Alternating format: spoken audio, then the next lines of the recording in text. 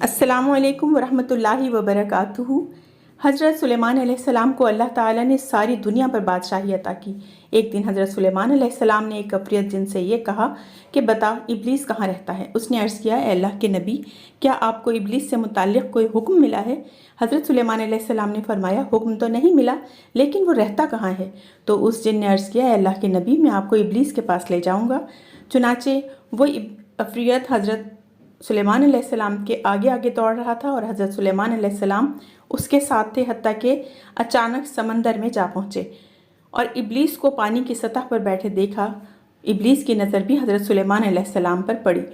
वो डर गया और खड़ा हो गया। आप अलैहिस्सलाम से मुलाकात करने के बाद कहा, ए अल्लाह के नबी, क्या आपको मेरे मुतालिक कोई हुक्म मिला है? हज़रत सुलेमान अलैहिस्सलाम ने उससे कहा, नहीं, तुम्हारे पास सिर्फ इसलिए आया हूँ कि तुमसे ये पूछूं कि तुम्हारा सबसे ज़्यादा पसंदीदा काम कौन सा है जो अल्लाह तबारक व तआला के नज़दीक सबसे ज़्यादा बुरा हो। इब्लीस ने कहा, कसम बाखुदा, अगर आप मेरे पास चलकर ना आए हुए होते तो मैं कभी भी आपको इसका जवाब ना बताता। अल्लाह सुब्हानहू व तआला के नज़दीक सबसे बुरा काम यह है कि जब औरत औरत के साथ और मर्द मर्द के साथ मुकाला करता है, जिसको हम जिन्स परस्ती भी कहा जाता है। ये बात काबिल गौर है कि जितने भी कबीरा गुनाह हैं उनको बराह रास्त ममनू करार दे दिया गया है, लेकिन जना वाहिद ऐसा गुनाह है जिसके मुतालिक अल्लाह ताला ने इरशाद फरमाया, वला तक़रबुज़्ज़िना, के जना के नज़दीक भी ना जाओ। यानी जना करना एक ऐसा गुनाह है जिसके करीब जाने से भी रोका गया है। और जना के करीब जाने से मुराद नज़रबाजी, नामहरम को बोसा देना, छूना, ये सब जना के दायरे में आते हैं और ये सब हराम और जना के हुक्म में हैं। इसी तरह हज़रत अमीर मुआविया से मुतालिक एक वाक़या है कि हज़रत अमीर मुआविया रज़ियल्लाहु ताला अन्हु आराम फरमा रहे थे कि फ़जर की नमाज के वक्त किसी ने आवाज़ दी, मुआविया उठो, जमात के साथ नमाज अदा करो वरना नमाज रह जाएगी। हज़रत अमीर मुआविया रज़ियल्लाहु ताला अन्हु उठे और आपने चारों तरफ देखा मगर जगाने वाला नज़र ना आया। आप रज़ियल्लाहु ताला अन्हु ने पूछा, है जगाने वाले, तुम कौन हो? जवाब मिला, मैं शैतान हूँ।